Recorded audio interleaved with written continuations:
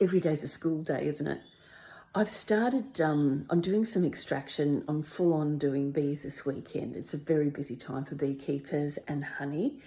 And I had some excess honey that I had to put in jars. And what I've seen is the foam or the froth come up to the top.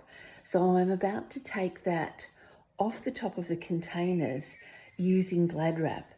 And it's amazing the things that you learn along the way, right?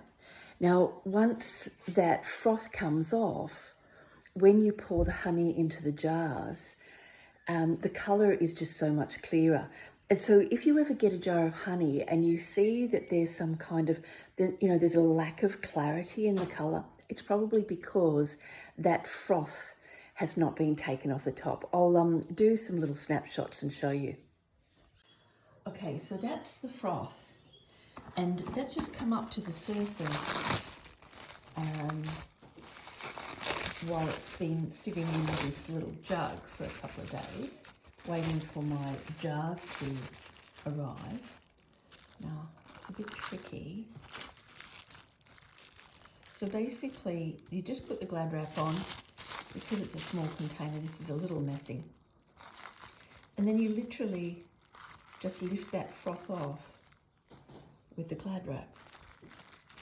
And you do lose a little honey, but that colour is just so golden and perfect. So now I just peel it off, and you can see the colour is absolutely magnificent, and the jars won't discolour. Now, a lot of beekeepers won't do this small scale extraction. They'll put all their honey into these big 20-litre drums, and I'm talking about small beekeepers like me. And they do that because it's just simpler, easier, it's more efficient. But I kind of like to take the honey and almost do it where I can by not just the time, but sometimes the frames themselves look quite different. And it's because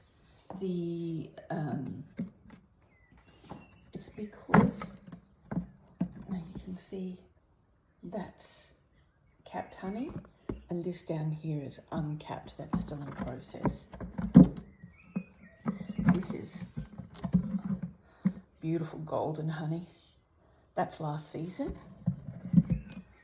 So what happens every time the bees go out and they start filling a frame of honey, they're actually collecting the flowers that are in season at that time. So think about it from an energetic or a medicinal perspective.